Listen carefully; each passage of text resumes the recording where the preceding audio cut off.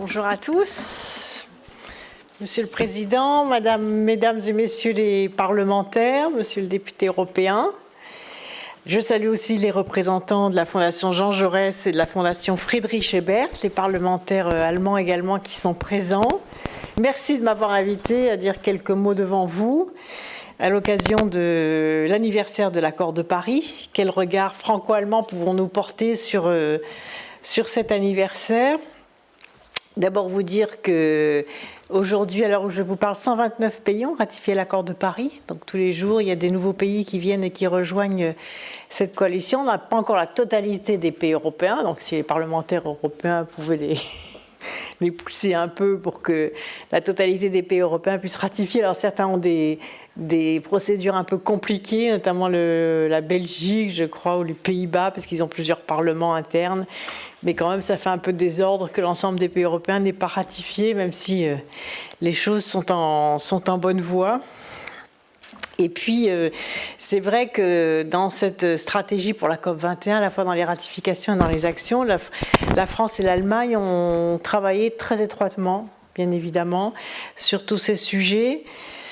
Et puis nous avons souvent échangé avec ma collègue allemande sur les stratégies nationales, en particulier le débat sur la loi de transition énergétique, avec les échanges que nous pouvions avoir. Par exemple, l'Allemagne est très en avance sur la question de l'efficacité énergétique des bâtiments. Et en même temps, bon, l'Allemagne n'a pas encore une loi aussi complète que celle de la France, mais il y a une vraie volonté politique, secteur par secteur, d'avancer sur cette transition et notamment sur les énergies propres. Et ça, je crois que nous avons beaucoup de choses à apprendre de l'Allemagne et réciproquement.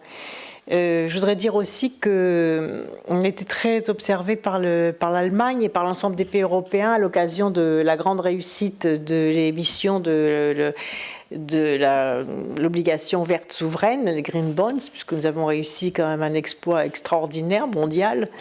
Nous avons lancé sur le marché donc, ces Green Bonds à partir des 13 milliards de dépenses du ministère de l'Environnement, hors énergie renouvelable, parce que les énergies renouvelables sont soutenues par ailleurs par les tarifs de rachat, et cela à partir de la loi de transition énergétique, plus la réussite de la COP de Paris et de la réussite de la diplomatie qui ont permis la ratification de l'accord de Paris. Et je crois que c'est cette robustesse de la politique environnementale française qui explique la réussite de cette émission de Green Bonds, puisque par rapport aux 13 milliards et finalement les 7 milliards qui ont été attribués, nous avons eu 22 milliards d'offres en provenance de 200 investisseurs du monde entier.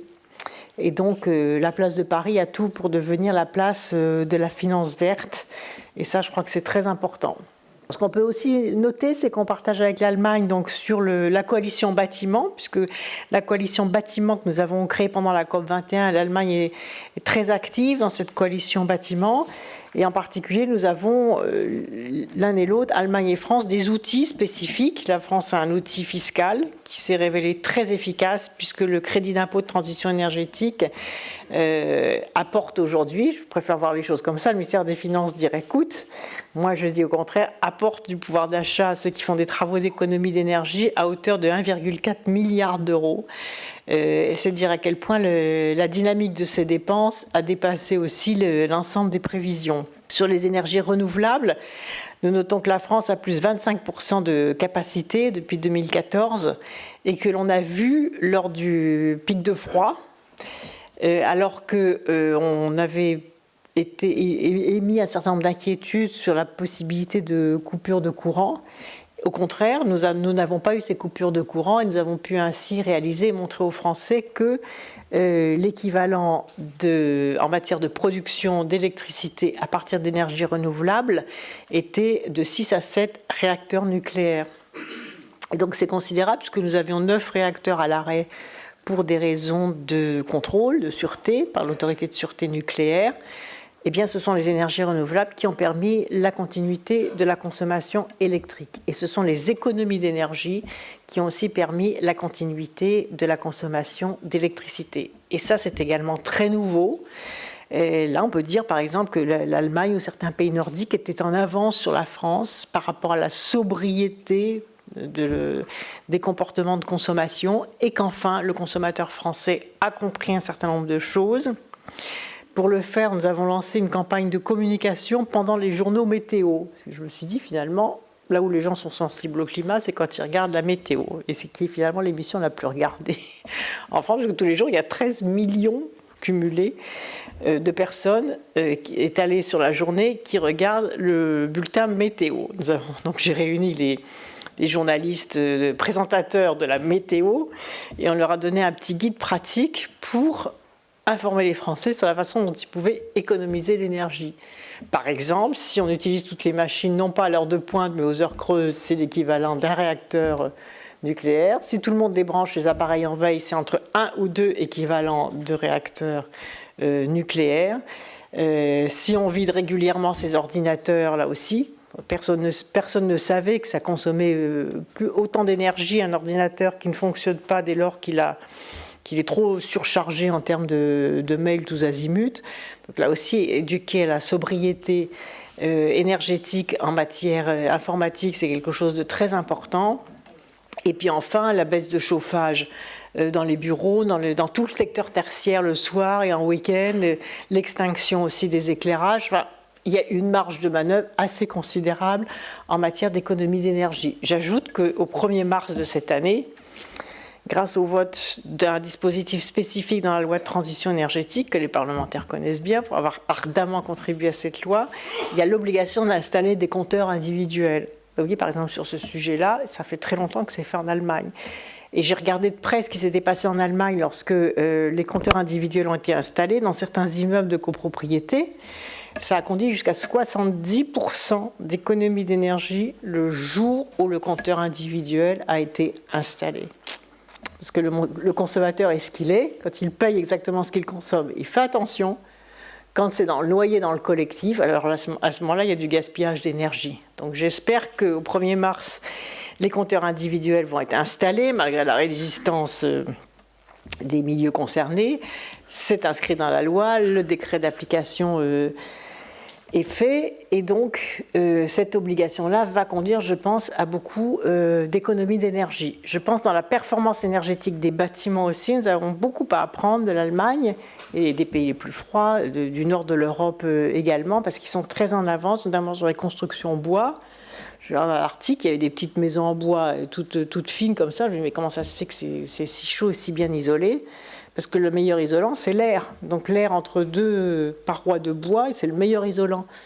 Donc vous voyez, comme on est en retard, même sur les technologies de construction, parce qu'on va chercher des choses très compliquées, là où les pays les plus froids ont souvent déjà appris des technologies dont on a beaucoup à apprendre. Sur la question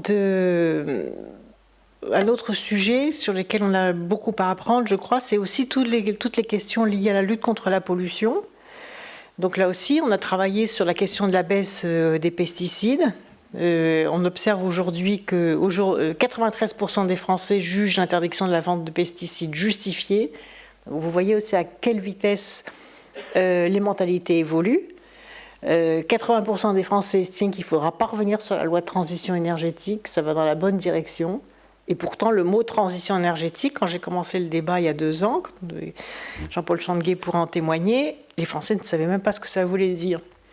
Donc vous voyez, le débat parlementaire, le fait que les médias en parlent, le fait la COP21, etc., ont fait que l'opinion qui était très éloignée de ces concepts un peu complexes, aujourd'hui, 90% des Français savent ce qu'est la transition énergétique. Donc ça, c'est formidable parce que ça veut dire qu'il y a une démocratisation d'accès à la connaissance qui permet une citoyenneté dans la façon de se comporter dans les actions. C'est-à-dire que les gens comprennent ce qu'on leur demande, non pas comme ça de façon abstraite, mais comprennent qu'ils peuvent se faire du bien à eux, d'abord sur leur facture d'énergie ou sur leur santé en termes de lutte contre la pollution, et en même temps être citoyen du monde, protéger la planète, aider la France à réaliser ses objectifs en matière de lutte contre le changement climatique.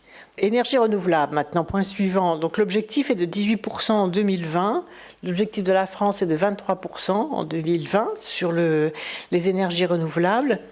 Et sur l'efficacité énergétique, la réduction des émissions de gaz à effet de serre, c'est l'objectif européen, c'est moins 40% en 2020. Et donc, sur un certain nombre de sujets, nous avons une proximité naturelle D'abord, la faisabilité à l'étude d'un projet de territoire à énergie positive franco-allemand. C'est une proposition que j'ai faite à mes homologues allemands, puisque nous avons créé en France les territoires à énergie positive. Et l'idée, ça serait peut-être qu'on en mette un en place, en commun. Nous avons aussi des échanges sur la stratégie nationale bas carbone, puisque nous avons déposé, la France a déposé, j'ai déposé la stratégie nationale bas carbone, comme je m'étais engagée devant le Parlement, peu après l'Allemagne, au registre de la Convention cadre des Nations Unies sur le changement climatique, puisque vous savez que l'article 4 de l'accord de Paris nous oblige à déposer notre stratégie bas carbone auprès des Nations Unies, donc ce que nous avons fait quasiment en même temps.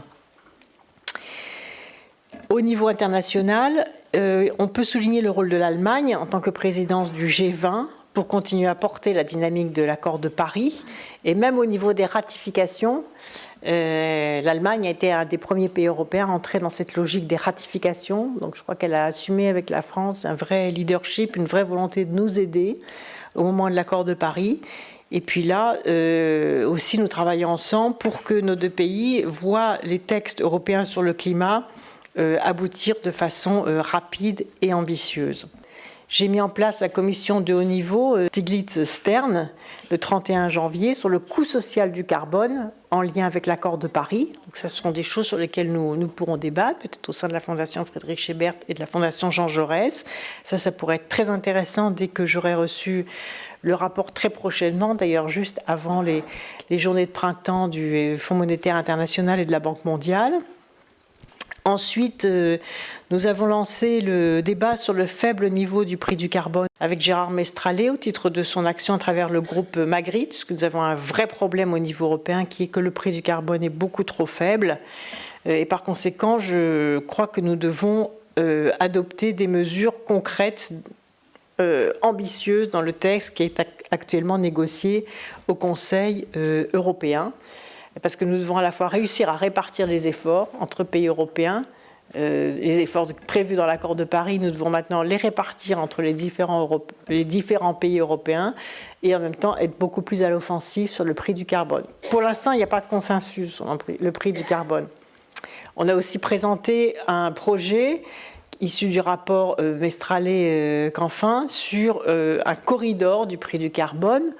Je pensais que c'était plus confortable pour les pays européens d'adopter ce corridor, c'est-à-dire qui permet une marge de souplesse et pas un seul prix du carbone. Mais là aussi, on a du mal à faire avancer un certain nombre de projets sur ce sujet-là. Et pourtant, c'est quand même le signal le plus fort si l'Europe parvenait à se mettre d'accord sur un mécanisme concernant le prix du carbone. D'abord parce que c'est très attendu par les entreprises, c'est très attendu aussi par les investisseurs. Puis je pense que si l'Europe veut garder le leadership sur le climat, parce que la place est à prendre, vu ce qui se passe aux États-Unis d'Amérique et au climato-scepticisme. Obama nous a beaucoup aidé à réussir l'accord de Paris sur le climat. Il y a une vraie volonté en coordination entre les États-Unis d'Amérique et la Chine, qui ont donné une dynamique très forte. Et souvent, je me dis, mais si nous n'étions pas battus pour la ratification de l'accord de Paris, je pense que les choses se seraient délitées. Là, heureusement, il y a eu la ratification, c'est-à-dire l'entrée en vigueur de l'accord de Paris le 4 novembre dernier, c'est-à-dire un mois après le 4 octobre. Pourquoi un mois après le 4 octobre? Parce que l'accord de Paris dit qu'il faut 50 pays qui ont ratifié, représentant plus de 50% des émissions de gaz à effet de serre, et qu'un mois après avoir atteint cette barre, l'accord de Paris entre en vigueur. Cette barre a été atteinte le 4 octobre, donc le 4 novembre, l'accord de Paris est entré en vigueur. Et aujourd'hui, comme je le disais tout à l'heure, 129 États ont ratifié.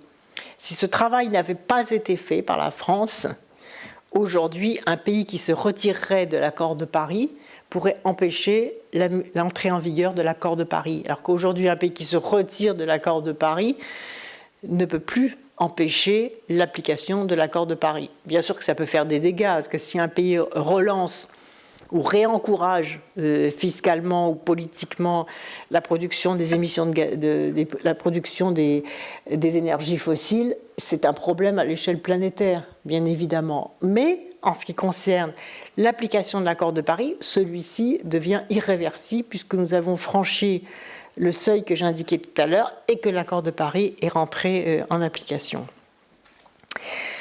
Alors ensuite, sur le partage de l'effort que j'évoquais tout à l'heure, qui est quand même le gros problème au niveau européen, la Commission européenne a présenté un tableau de répartition de ces efforts que la France soutient. La France a même accepté de renforcer son ambition cohérente avec la loi de transition énergétique pour faciliter l'accord entre les pays européens.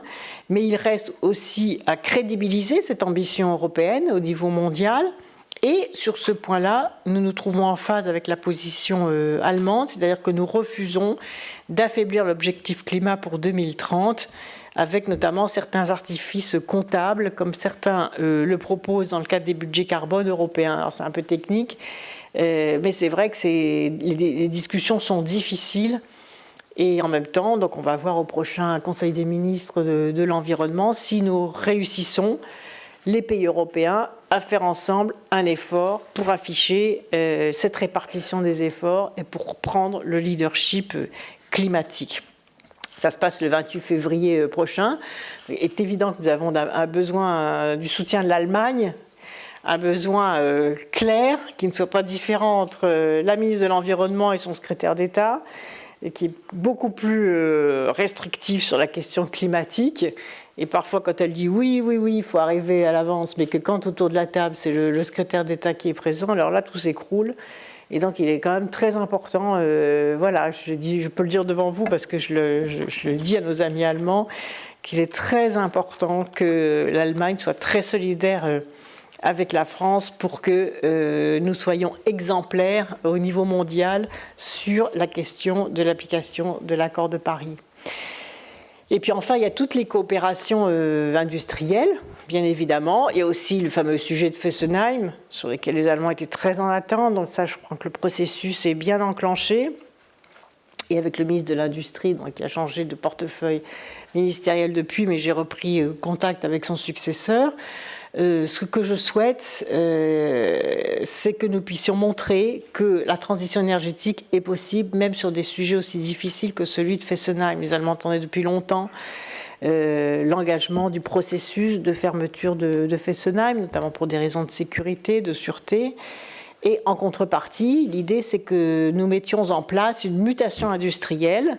Et le ministre de l'Industrie allemand, Sigmar Gabriel, à l'époque, avait eu l'idée que je trouve excellente de créer sur place une usine de fabrication de batteries électriques de la nouvelle génération. J'ai positionné aussi ce territoire pour l'usine européenne que Tesla doit construire en Europe.